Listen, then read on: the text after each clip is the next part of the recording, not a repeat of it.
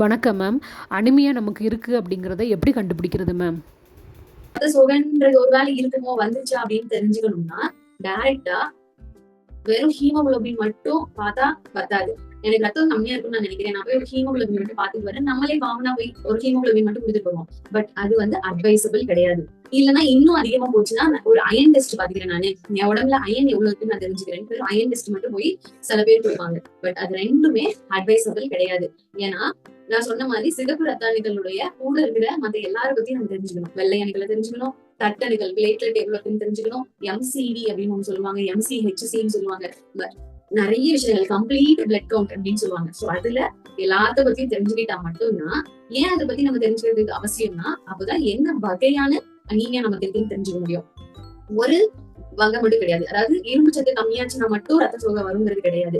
அடுத்து vitamin B12 சொன்னேன், ஃபோலேட்னு சொன்னேன், தாலிசீமியா சொன்னேன், சிக்கல் செல் சொன்னேன், நிறைய வகைகள் சொன்னேன்ல. அதுல என்ன வகைன்னு தெரிஞ்சுக்கிட்டாதான் அதுக்கு ஏத்த மாதிரியான மாத்திரைகளை நம்ம கொடுக்க முடியும். ரைட்.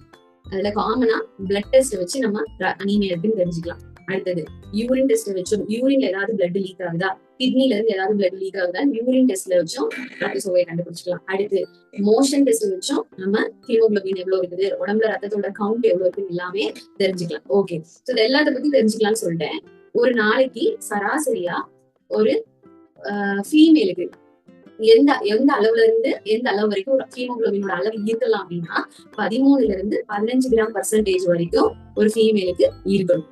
ஒரு மேலுக்கு ஒரு ஆண்களுக்கு எவ்வளவு இருக்கணும்னா 15 கிராம் பர்சன்டேஜ் வரைக்கும் இருக்கணும். குழந்தைங்களுக்கு மேக்சிமம் 12 கிராம் பர்சன்டேஜ் வரைக்கும் இருக்கணும். இதுல 7% கீழே போகுது இல்ல 6% கீழே போகுது அப்படின்னா நம்ம அதை கூடிய சீக்கிரம் வீட்டுல இருந்து பார்க்காம டாக்டரோட ஹெல்ப்பை கண்டிப்பா நம்ம எடுத்துக்கணும்.